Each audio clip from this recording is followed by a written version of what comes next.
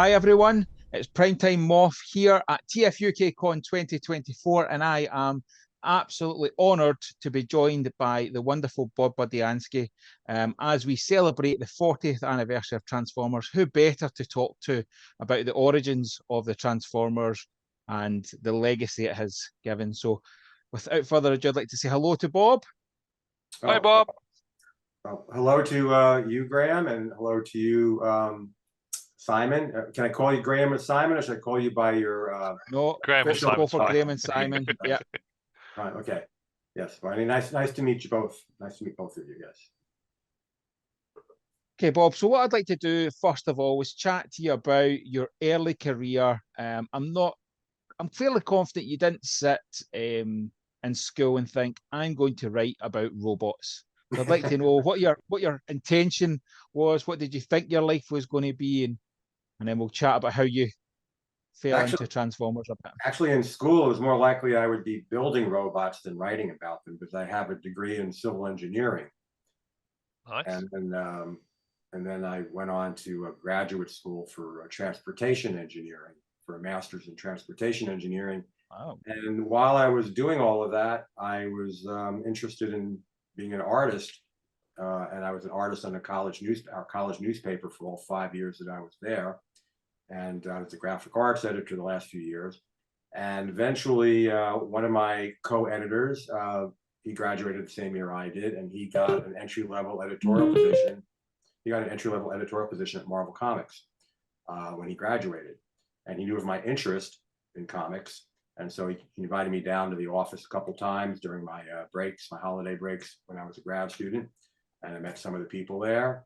And eventually he quit his job to move on to what he really wanted to do. And he said, Bob, do you want to interview for my job? And I said, sure, I'll interview for your job. So I interviewed for his job. I had a half hour. My college was about 400 miles from New York City, where Marvel was located. So I just did a telephone interview with my future boss, his boss, Larry Lieber, and Stanley's brother, for those of you out there who don't know that. So Larry interviewed me over the phone for about a half hour, said, gee, I really would like to meet you in person, but these guys here know you and they say nice things about you, that my friend and a couple of other people I had met there on previous occasions. So I got the job and I dropped out of grad school to take an entry-level editorial position at Marvel Comics. So that's how I got my start there. And interestingly enough, to your audience perhaps, is that Larry Lieber was the head of the Marvel British department, and I was his editorial assistant. So basically the British department back then, we were responsible for preparing already printed material, already published Marvel Comics material, and preparing it for the British market, which was very different than the American market in terms of publication schedule, in terms of we had color comics, they had black and white comics, in terms of spelling of a lot of words. So all of these things needed to be adjusted so that the American comics could be reprinted for the British market. And as the editorial assistant, I was involved in getting a lot of that prepared. And there you go. Yeah, that's really interesting. I hadn't heard that part before. I've heard you talk before that there certainly was some tweaks that happened in the British comics that came in after it was too late to fix something in the American, but I hadn't heard that you were that kind of involved in it at the very beginning. So it's really interesting to know that you were involved in, I guess that was not just Transformers, that had been other comics as well. Oh, this is before Transformers existed. This was 1976 when I started. Oh. So Transformers didn't come along to me anyway till 1983. So this had nothing to do with Transformers. This was reprinting the Avengers and Planet of the Apes and Spider-Man and you know, whatever was coming out at Marvel at that time was being reprinted for the British marketplace. Yeah, I think it's quite interesting because you talked there about changing the language, and obviously there's certain words that are spelt differently from ourselves and over there. And I think nowadays things are so quick to go out that they don't take that time to kind of have that change. Whereas obviously back then you'd have had time to go, well, actually let's localize it and take a bit of time for it. So that's quite interesting. You said there about you were reading comics and interested in comics. It'd be remiss of me not to ask what you were interested in before you joined Marvel.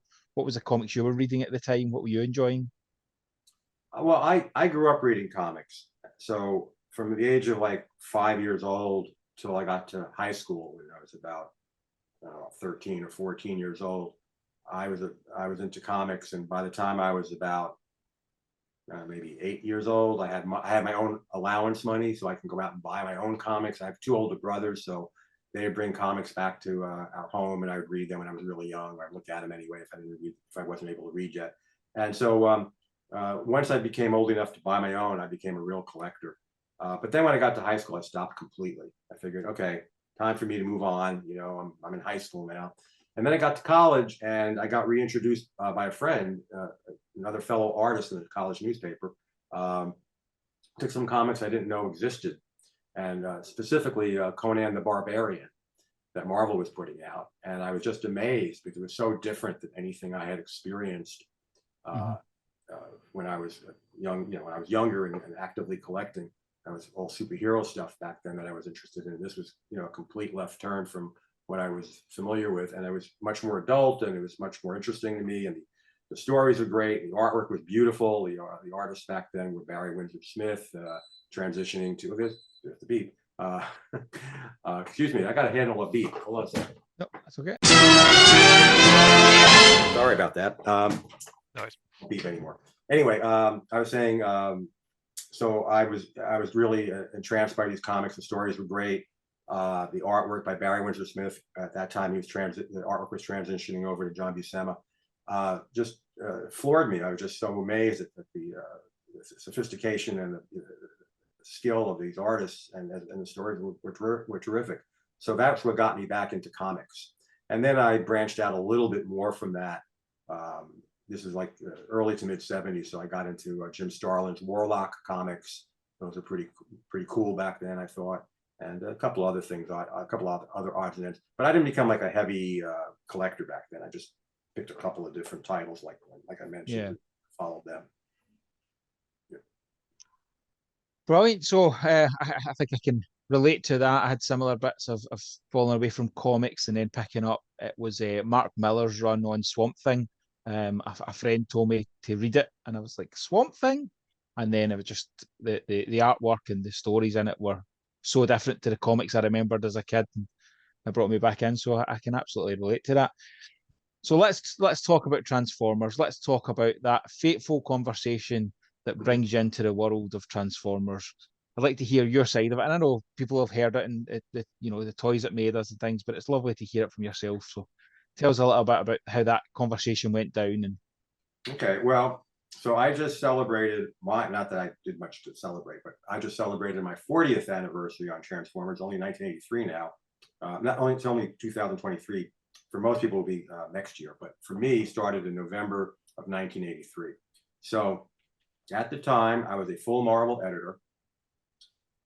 Jim Shooter was the editor-in-chief, and what I'm going to talk about now all happened before I got involved.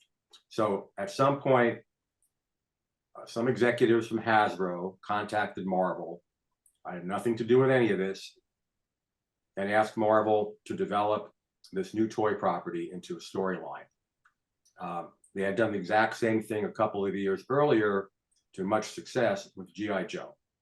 They came to Marvel, specifically Larry Hama, who was an editor at the time, and they came to Marvel, and Marvel developed it, and G.I. Joe became a huge success in all different ways. So they wanted to repeat that formula with this new property, Transformers.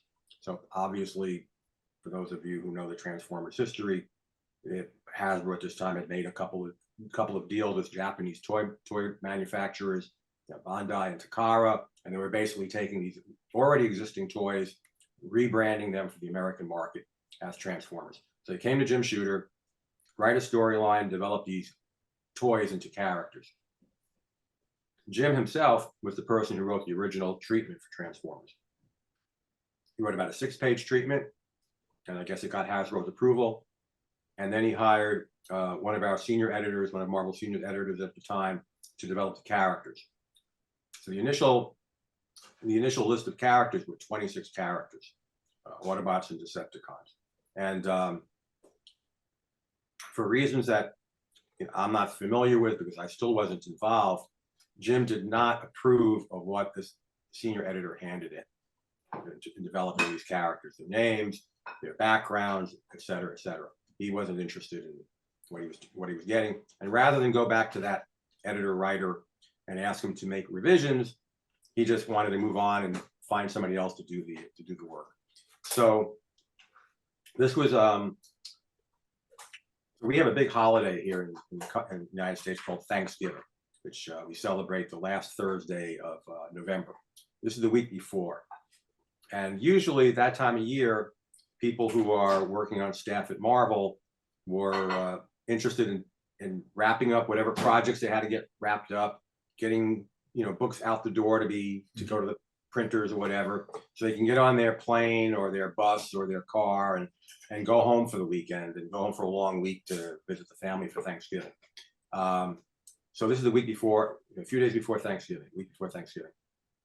And Jim Shooter decided at that time that he needed to turn some work into Hasbro right before Thanksgiving, like that Monday or Tuesday before Thanksgiving. Thanksgiving was on that Thursday.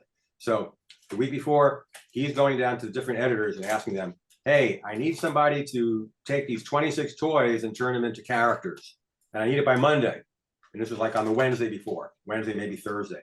And so he asked Larry Hama, who had already done the same thing for G.I. Joe.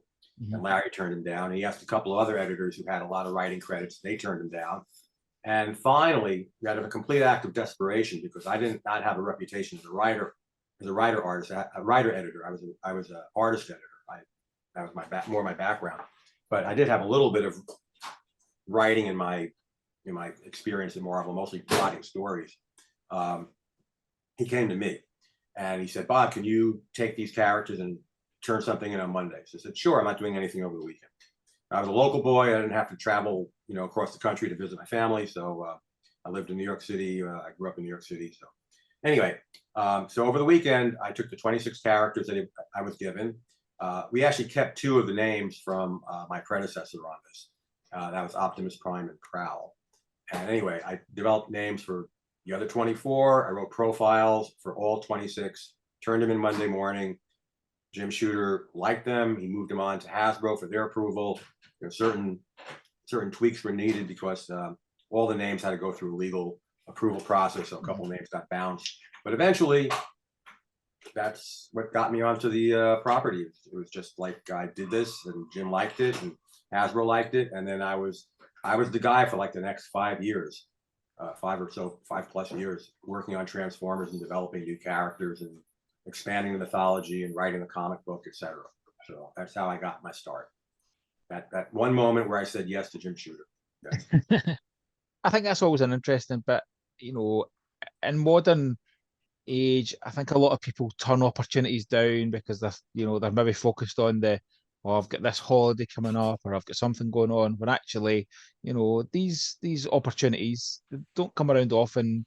And actually saying yes to something and taking that chance, look at what can come off the back of it. I always think it's interesting, and I could be wrong, but if I remember right, that one of the names was for Bumblebee was for Goldbug, which obviously then come back later on. So I know that there was obviously going to be revisions to the names you submitted. Is there any that stick out that you think, I wish we had stuck with that name rather than going with what you changed it to? Well, I know a couple of names that were changed, and they would probably changed for the better. Like I remember, I don't remember the name. I can look it up, but I don't want to waste everybody's time. But the name I turned in originally for the character who became Ravage was Stalker. Yeah, Stalker. I remember. Stalker, yeah, remember that got rejected yeah. for whatever reasons, and I came up with Ravage, which is I think a far superior name. Yeah. And you probably heard the story. Like Megatron was initially rejected by Hasbro, and I realized very early on that this was their property and they could do whatever they want with it. But I thought that was a pretty cool sounding name. Why are they rejecting it? And so I inquired, like, I understand you guys, you make the decisions, but what was wrong with Megatron? And the response was, well, we thought it was too scary sounding, which I thought meant it was the right name. I hit the jackpot on that one. So I pointed out to them as gently as possible, the Hasbro execs. I said, well, he's the main bad guy. He's supposed to sound scary. And they apparently hadn't looked at it that way before. And then that was a convincing argument. And they changed their mind. So they kept Megatron, which I still think And I is the guess, best name I came up with in all the years I worked oh on. yeah, Yeah. yeah. And I think if the Hasbro execs think it's scary, you know you've won a watch because the kids are going to think it's scary. And Right. as you say, that's what you're looking for. You're not looking for them to be friendly. You're looking for them to be scary. Well, Yeah. I learned that was probably one of my earlier moments where I learned this lesson, which is when we bring people from the outside into Marvel, they don't look at things necessarily the way we look at it. And Mhm. sometimes, if possible, it's helpful to educate them.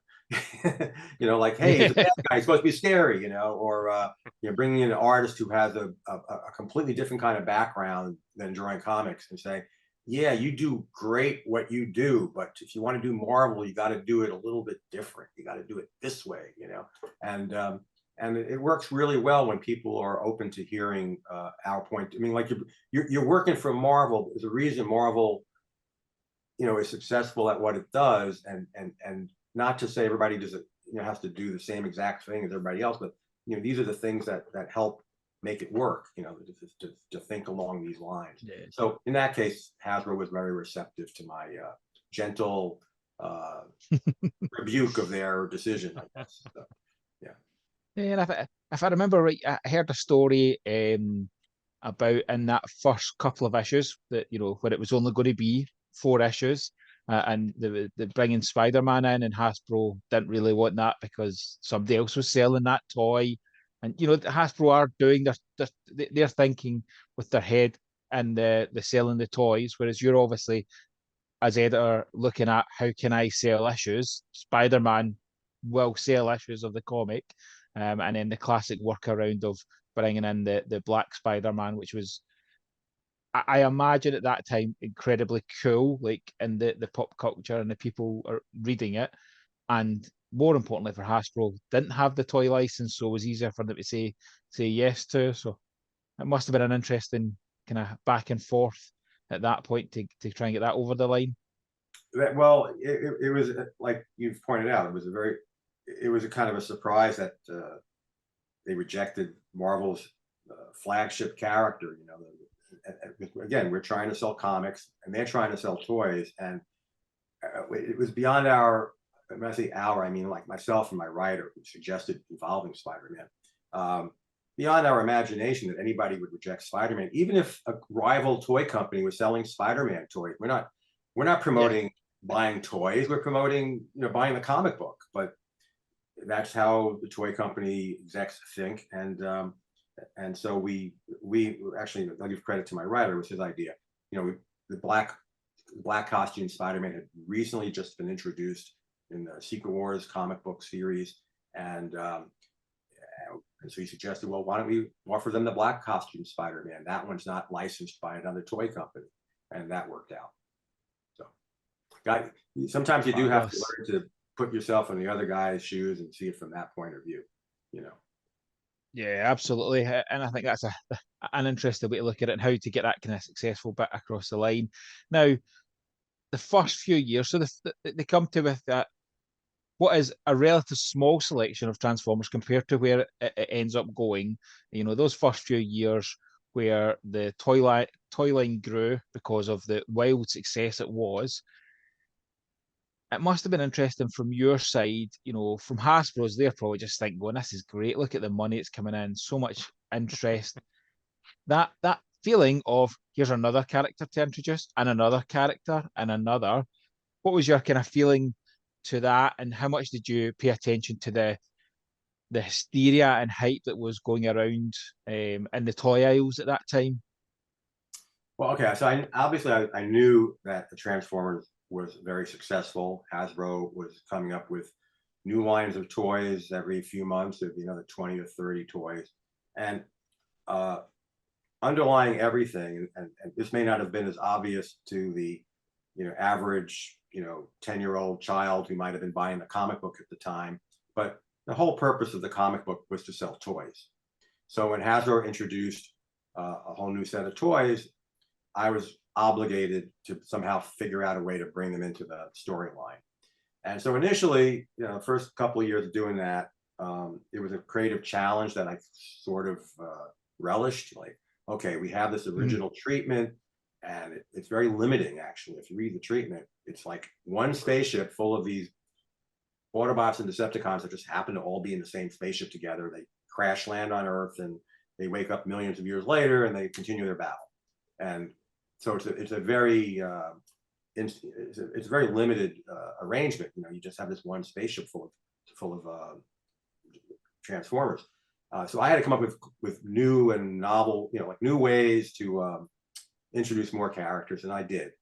And then after a while, after a few years of this, it became a big burden. I have to not only figure out new ways to introduce new characters, but I have to make room for these characters in the stories, which means, I already have 70 characters. I can't keep showing the same old characters. I got to introduce these new characters. So I have to sweep away anybody that I've been developing into some interesting character storyline and find ways to bring in a whole new set of characters.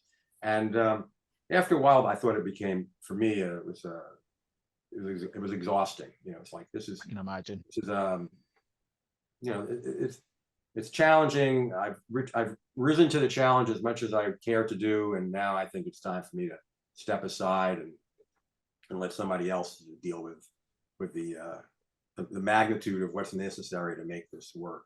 And so eventually I did. But anyway, but initially I was very happy to try coming up with new ideas. I mean, that's the whole purpose of being a writer on a comic book, is to come up with new ideas. So I was happy with it for a couple of years. But I suppose at that point you were, as you came into it, as you said, you weren't coming in as originally wanting to come in as a writer. You were coming in as the artist aspect of it. And I've heard you talk before about there was certain comic issue covers that you end up drawing yourself because you were kind of started it and you were like, I really want to get this point across. For example, the scraplets and how do I get this across, and then developing the cover. And the irony, not that I realized it as a child, but the only comics I still have from my childhood are actually ones that you drew the cover of, which is a compliment to yourself around. So it was issue 45 with Return of Circuit Breaker. There's something about that cover just always I loved it. And then Headmasters issue 1, I'm a huge Fort Max fan, so that was always. You mean this cover, right? To be fair from you.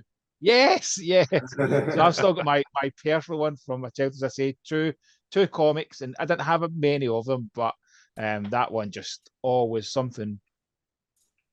It was, for me, it's the opposite of what I think of when I think of Transformers, because it doesn't look like just robots fighting. There's some flair to it. So that's a personal favourite. And I think that's a really nice bit that shows you how much you invested in, some of the aspects of I'm going to get this done right. I'm going to make sure it's done my way. I think that's speaks volumes for that level of participation you had. But I can only imagine, what did you have 51 issues you wrote? Trying to fit all those characters in that time. That's an incredible task that I don't think anybody nowadays and in your comics has ever had to face. They're picking and choosing what they want to do, and there'll be certain aspects of putting in, but can't imagine anybody had that level of challenge that you did. Is there a question there? I'm not sure. No. Just a reflection of how well you did to combat that challenge. And I know that you had, many people. I've told you there how I enjoyed your comic cover, and you had many fans over the years of the writing and the comics you produced. But I believe a certain Stan Lee was one of those that wrote you a fan letter. Right. To his thoughts. He wrote a fan letter. I wrote a comic book called Decepticon Graffiti. That was a story. I think it was issue 23 or 27. I forget. And he actually wrote a letter saying how much he enjoyed that story. And it was like my editor and myself, we were thrilled. He actually picked up a Transformers comic. He's a very busy man, and he actually read it, and he actually took the time to write us a letter about it. So it was great. Yeah. That's amazing. Can't ask for higher Yeah. praise from a letter from Stan. Yeah. No, absolutely not. I think there is that bit of that taking the time to sit down and say, well done, you know, appreciate what you've done. Mhm. It's a lost art these days. So and I can, as you can say, imagine at that time Stan was a very busy man, so it must have felt great getting that letter in. Yeah, sure did. So you get to the point where you're starting to feel a bit overwhelmed and like you need a break. And I believe I read that it was took you a little bit longer than you'd have liked to actually step away. You know, I think you were challenging to try and get out of the Transformers universe for a little bit longer than you'd have liked. Um, Talk to us about that kind of last wee run you had before you then left, and then we can chat about who you handed the reins over to. Well, I was on the book till issue 55, and I probably wanted to get off the book like a full year before that. And I was going to my editor and saying, "Hey, I really would like to move on. I'd like to make some time for some other ideas I wanted to develop." I mean, just to digress for a moment, I was a full editor, but writing the Transformers was a freelance job. It's not something I did during my regular hours working at Marvel. So it was something I did on, in the evening when I got home and on weekends. And so there's only so many hours in the day, and I wanted to do other things. So I was begging my editor, find another writer, and he said, nobody else, like, I can't imagine anybody else writing this book. He probably had a good point there. It's not an easy book to write. But eventually, I actually took a vacation. It was my first vacation, my first trip to England in February of 1989. And I'd already met Simon Furman at on a couple of occasions when he came to the New York Marvel offices to visit. He was working for the Marvel UK offices at the time, and as perhaps a lot of your listeners know, Simon got his start on Transformers writing in between issues, fill-in issues between my stories being reprinted, and then there'd be a gap, and then he'd fill in with a story that wouldn't conflict with anything I was doing, and then they go back to reprinting my next story or whatever. This all kind of goes back to what I started out saying a long time ago in this interview.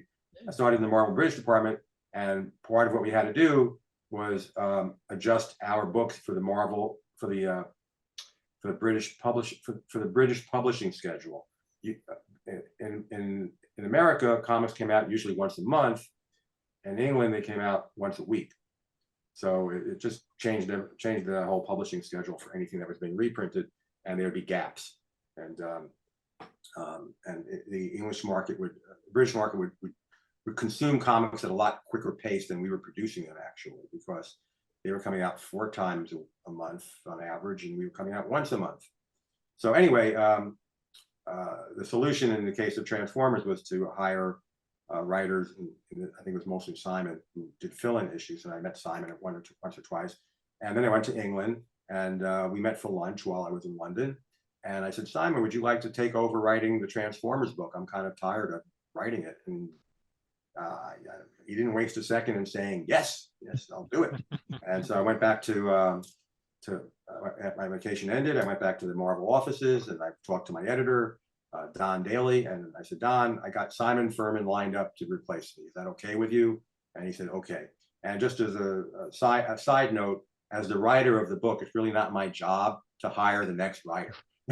That's the editor's job, but it was fine, no problem. So I was able to eventually move off the book 55 with the final issue that I wrote. Amazing. I imagine Simon still owes you a few drinks as a thank you for that. Well, that you bring up a good topic. So he does owe me drinks. That is true. I'm not sure if he paid for lunch. I forget. He said we had burgers and beer for lunch, which sounds about accurate. I don't know. We probably split the bill. I didn't want to feel too obligated. But years later, he reprinted.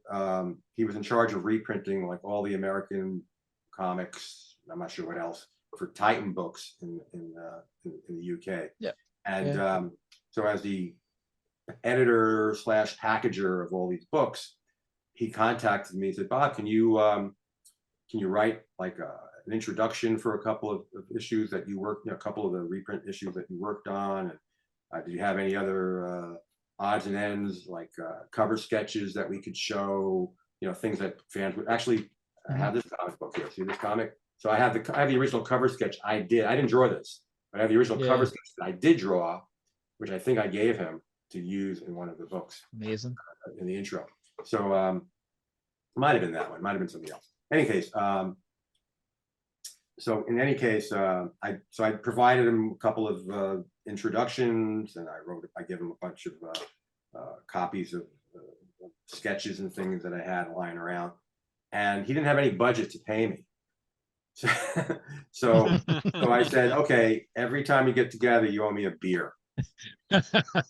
He's been paying up ever since. So, man of his word. He always owes me a beer anytime he sees me. We saw each other. He was here for a convention in August, and we saw each other as recently as August.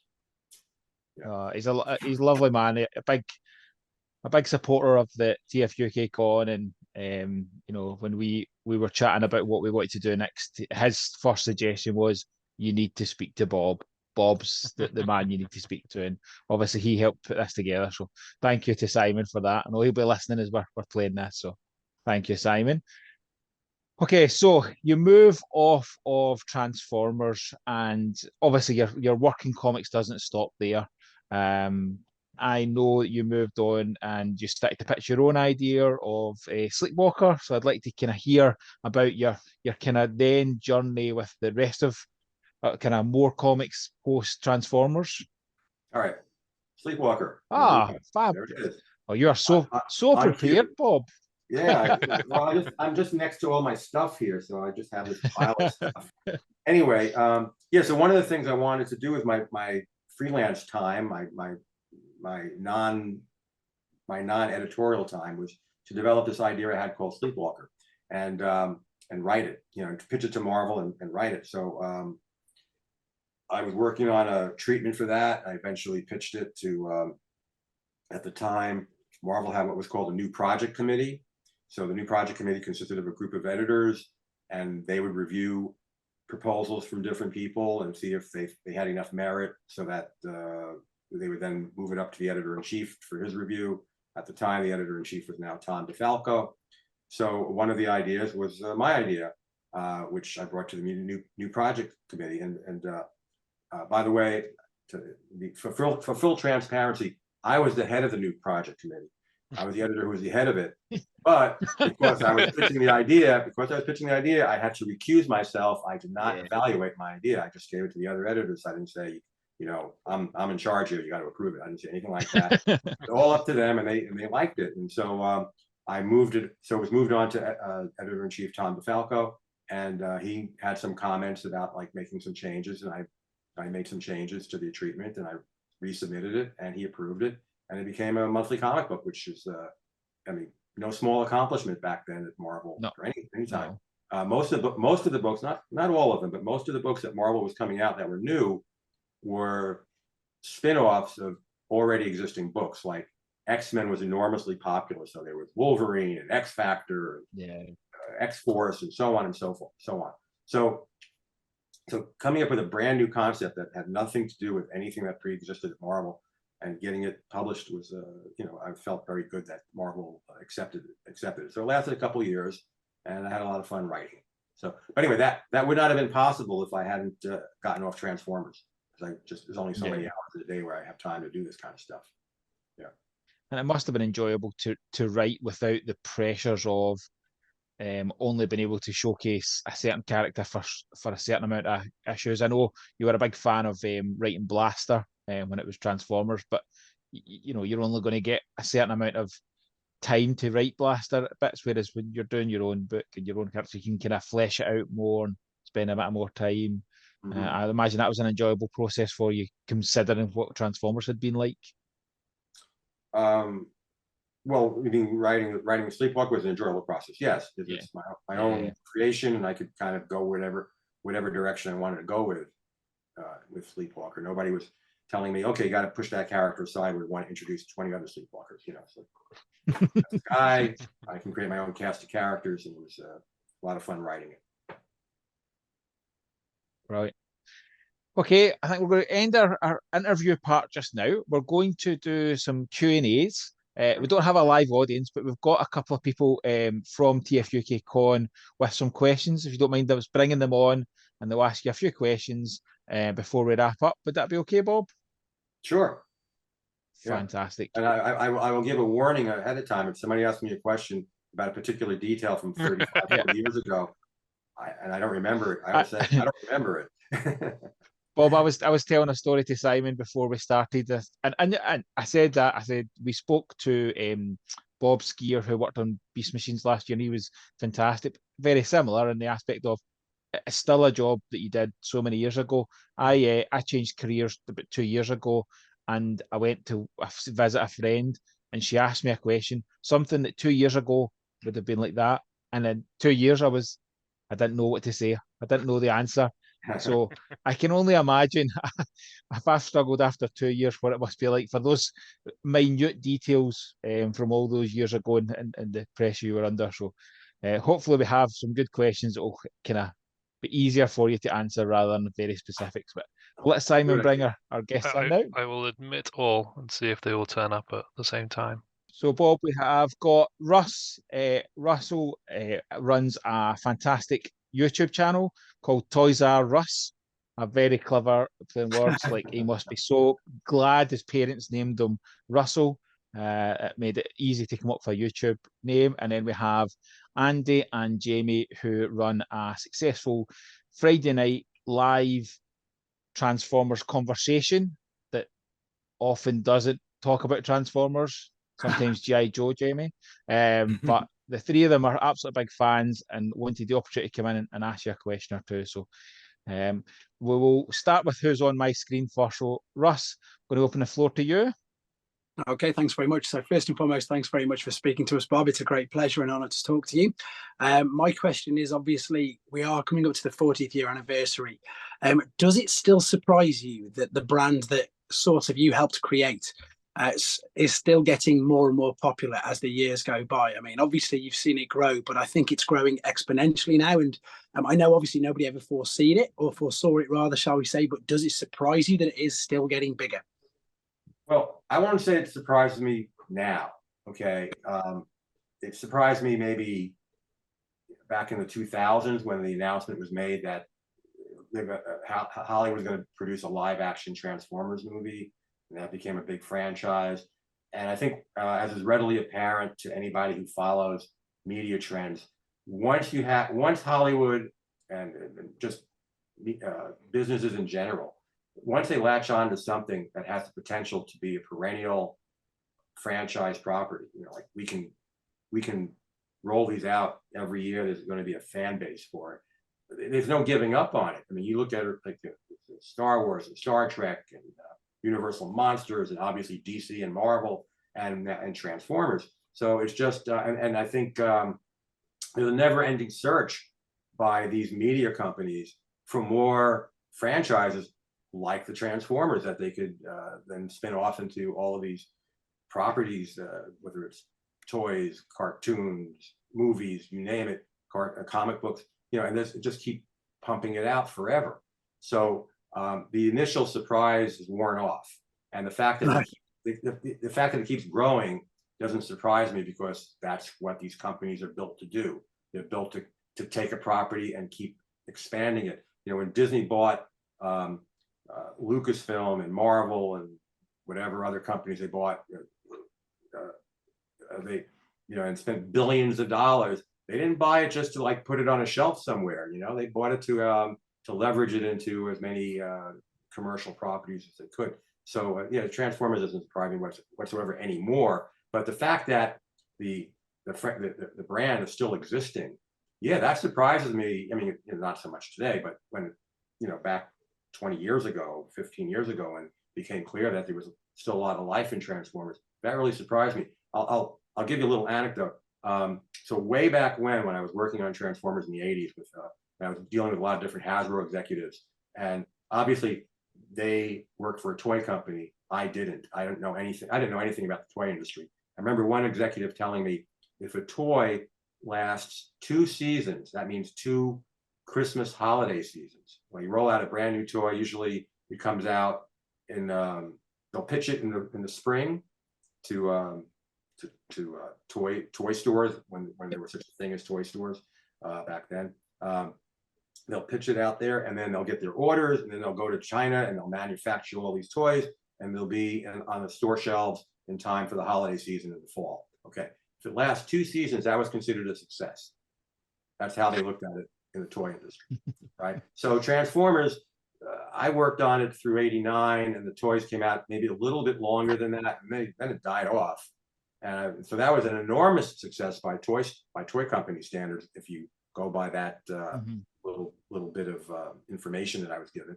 And so the fact that it then came back in the later '90s with Beast Wars, and then became movie franchise, and yeah, I didn't expect any of that, and I certainly didn't expect that stories that I was writing back in the 1980s, and all I cared about was I got to finish this one up so I can start working on the next one.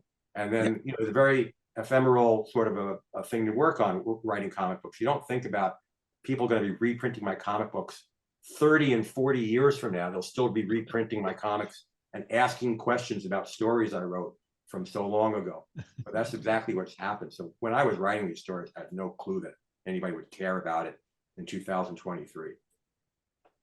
Lovely. Thanks very much. Sure. Right. Thank you, Russ. I'm going to bring you on now to Andy. Andy, nice to see you.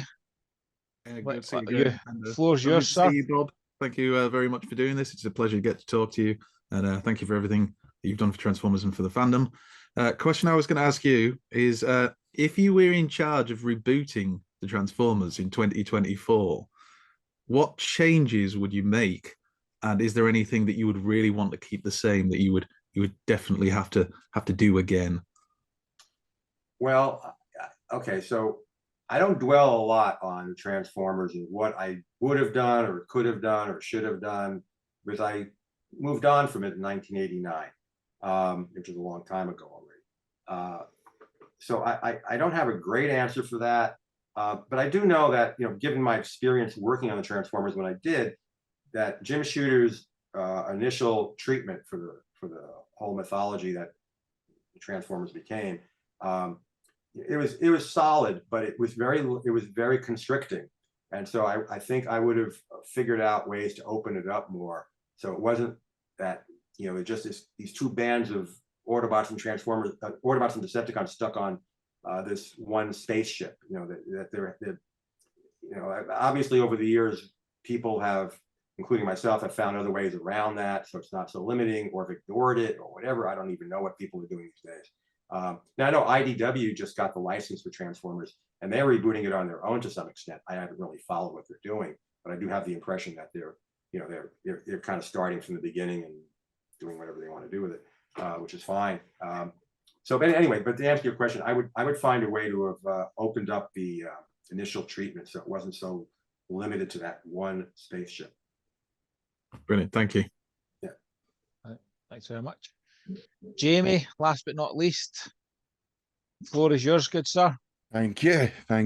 I just want to say, I'm actually still not seeing myself yet. Is that normal? Oh, we can see you We fine. can see you. Right, okay. We can see you. And all your shelves behind you with all of those. Oh, awesome. Well, first of all, I just wanted to say, thank you for being one of the progenitors of the Transformers franchise, one of the core people behind it, and creating a wonderful universe, which I've enjoyed for so long and will continue to enjoy. I've just got two sort of small questions, which should be hopefully easy to answer. And one of the first questions is thinking back to sort of Transformers issue 2, all those back in the golden era of the 1980s. Well, introducing himself to Sparkplug and Buster, Bumblebee says that his name is I am codenamed Bumblebee. I'm from the planet Cybertron. I'm in desperate need of fuel, and your son drove me here. Now, this idea that the names we know Transformers by are not their real names is something that we would very occasionally be revisited in future Transformers media. Did you have an idea of what Transformer real names could be, and did you create some or had plans to do so at a later date? No, I didn't give it much thought. So just to step back, like I mentioned, there was a previous writer before me who named some of them. And I think he might have been thinking along those lines because at least one or two of the names I've seen that he came up with were really weird names, and they weren't anything resembling English. So they, like Stars, the character that I named eventually Starscream, his original name was Ulktar, Ulchtar, which has no meaning in our language, as far as I know. But I think he may have been trying to go for like alien sounding names. I guess, I don't know if I was given a directive or I don't remember, but I was just coming up with names where people might be able to relate to something in the name, you know, not to call somebody Jamie or Andy or Russell or anything, but come up with names that have English sounding words in them so that people can potentially relate to these characters. So I don't know, I forget if I'm answering your question quite or not. But I never gave much thought. I never gave much thought to what their real alien names were. You know, I was the editor of issue 1 through 4, so I don't remember exactly what went into our conversations with me and the writers.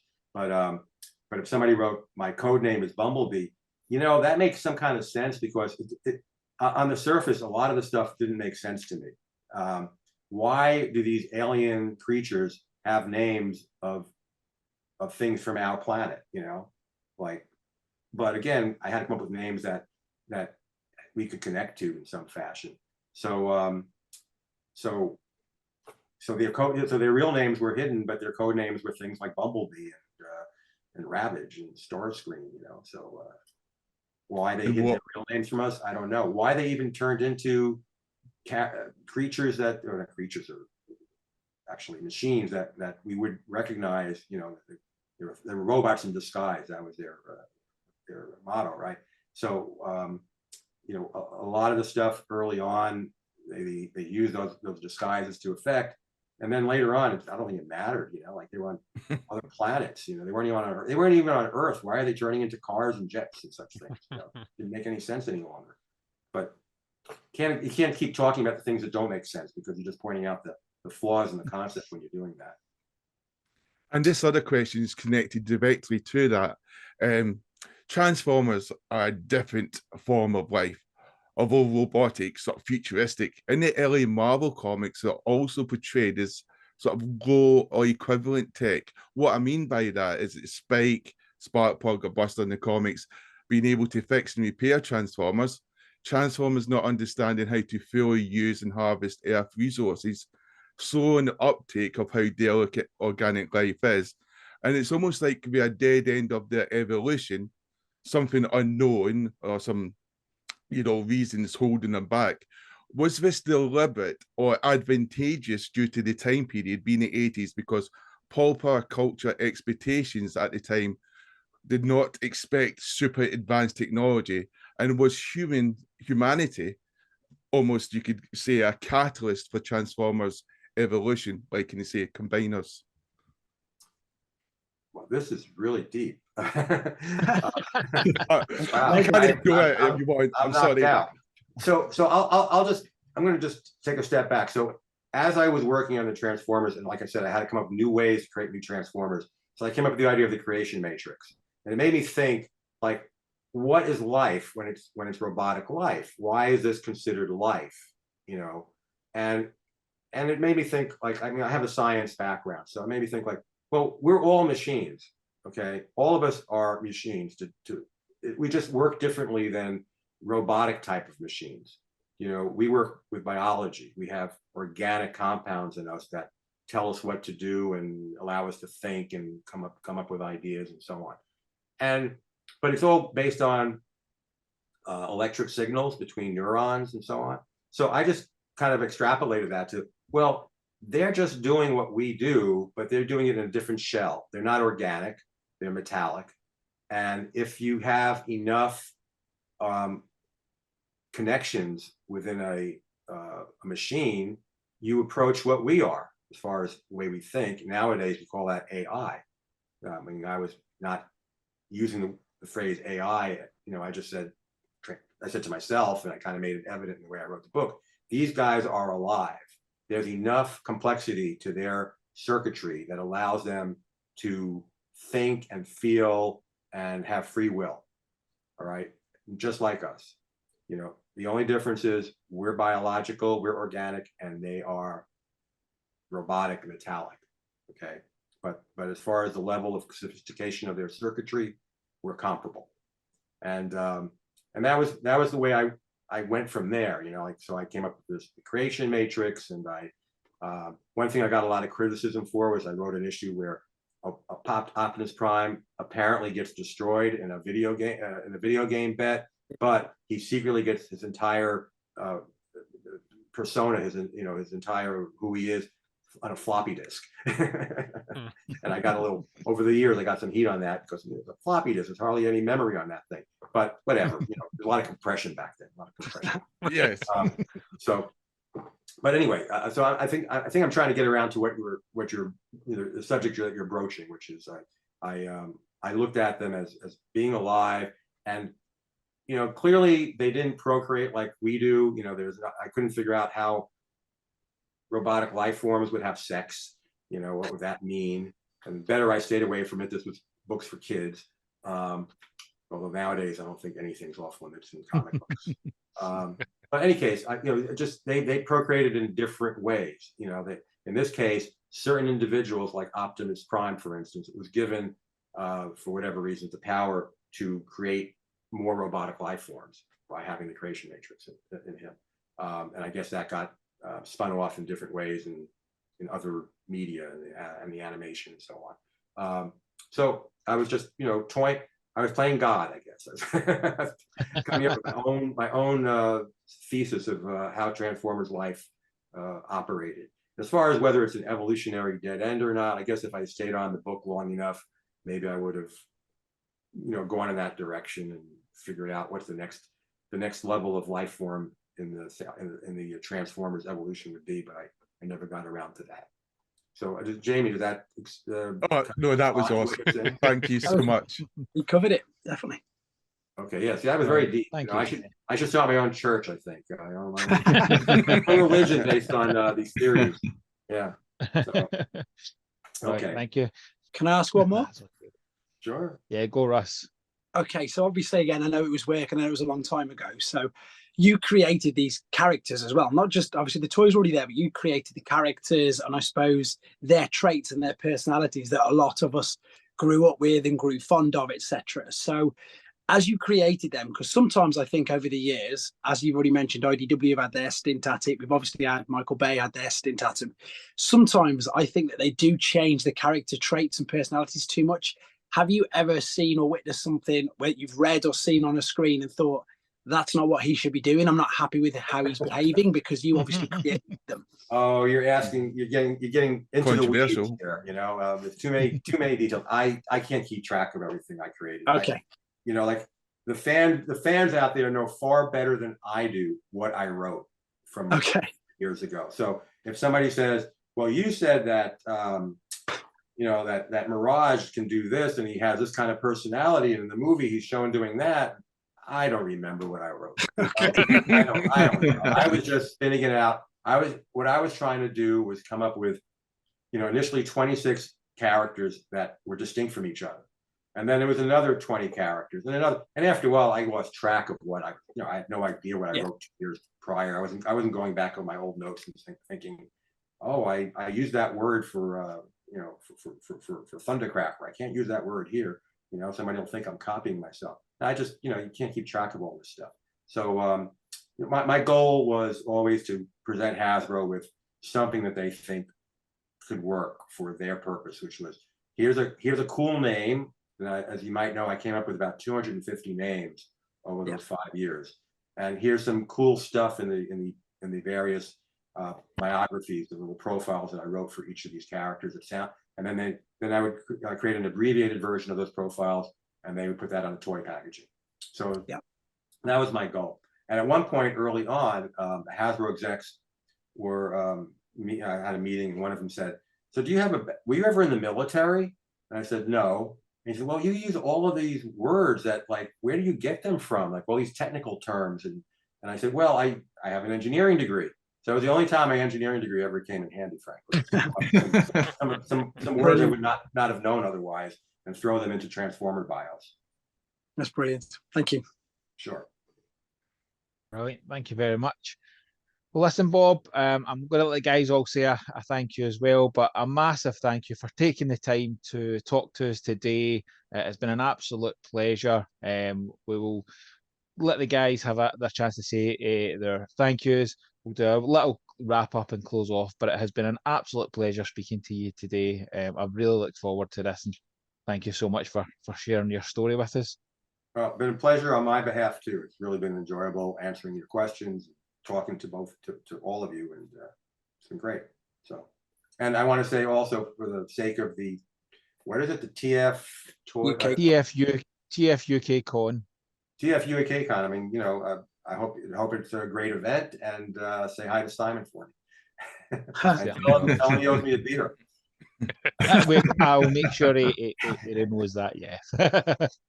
Right, gents, I'll go through, let you all have your chance. So Simon, you're up first on my screen. Cheers, Bob.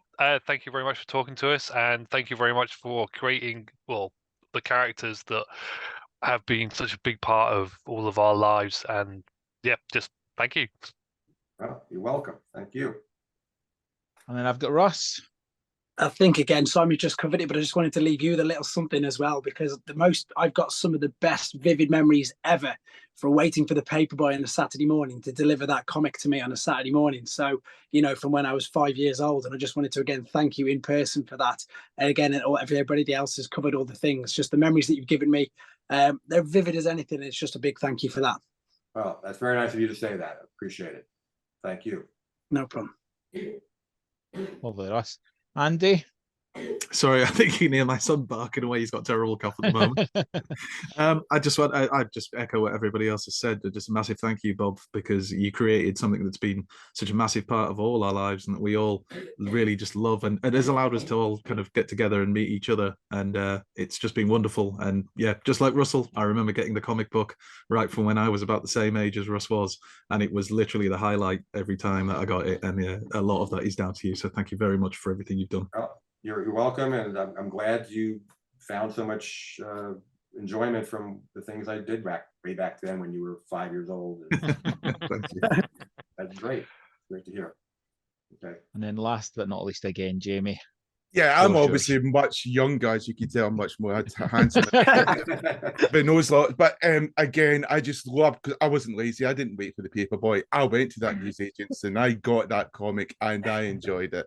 It was an entire universe for me. The reading age, it just improved my reading age. Wonderfully written. That I love the use of these words.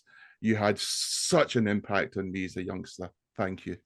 Oh, you're welcome, and thank you for telling me that. By the way, I had the same experience when I was that age, you know, a couple decades earlier, perhaps, reading comics. It taught me so much. I learned so much by reading comics.